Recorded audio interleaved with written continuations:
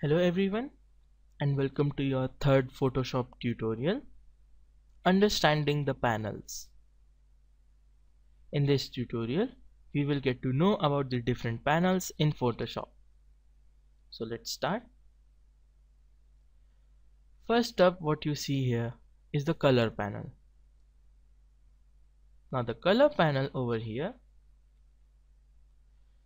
is basically used to set up any color that as you can see, we can change the red, green and blue values like so, and you can see the result over here.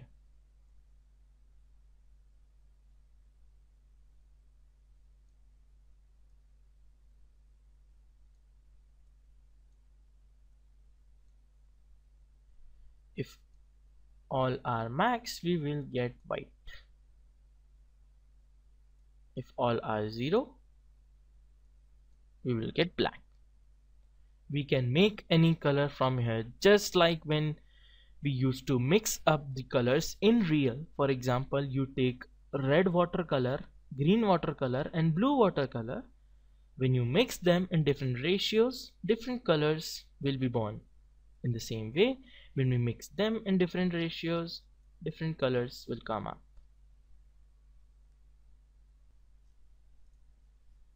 Below that, adjustment panel.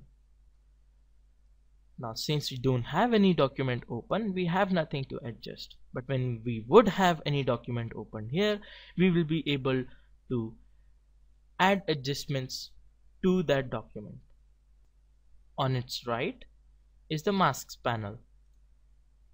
The masks panel helps us to control and make changes to our created masks. Now masks can be created through pen tool or other tools also. For now we will leave it. Let's come down to the layers panel. In this layers panel, all the layers will be contained. Now if you add any image or any media inside Photoshop, it will be constrained in a layer. Let's consider that you have a very thin, completely transparent piece of polythene. You keep that, you put some color on it, then you put another thin, transparent polythene on top of it, put some color on the second polythene, then put the third, put some color on the third.